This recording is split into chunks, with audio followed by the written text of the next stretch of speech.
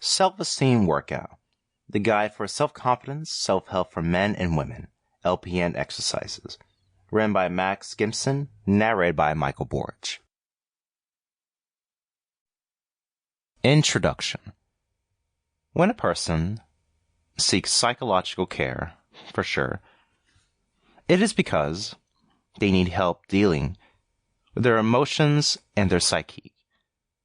When initiating psychological care, a psychologist receives his patient who brings with him his initial complaint, the reason that led him to seek psychological help.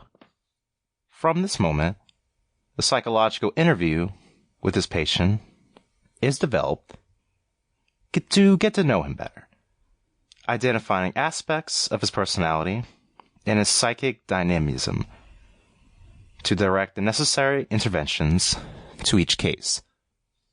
Confidence in the clinical practice of psychology is primarily based on the confidentiality that governs the psychologist's code of ethics.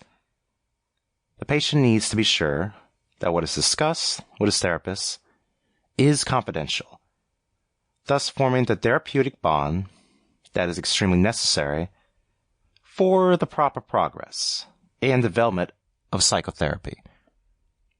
Many studies have found that women with addiction problems, frequently deficient in self-esteem, how to boost self-esteem, what message to convey to women who ask for help.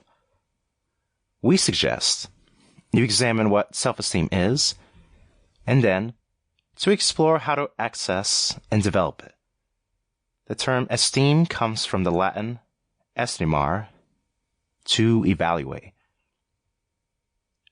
whose meaning is both to determine the value of and to have an opinion on.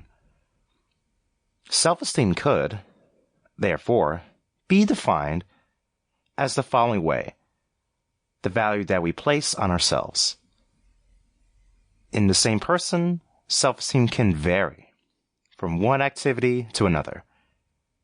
For example, it may be different work, school, relationships with others, or even in romantic relationships. Self-esteem is built and straightened through positive life experiences. Anyone with good self-esteem knows that she has qualities and resources. She doesn't need to highlight them to others because it knows. Sample complete. Ready to continue?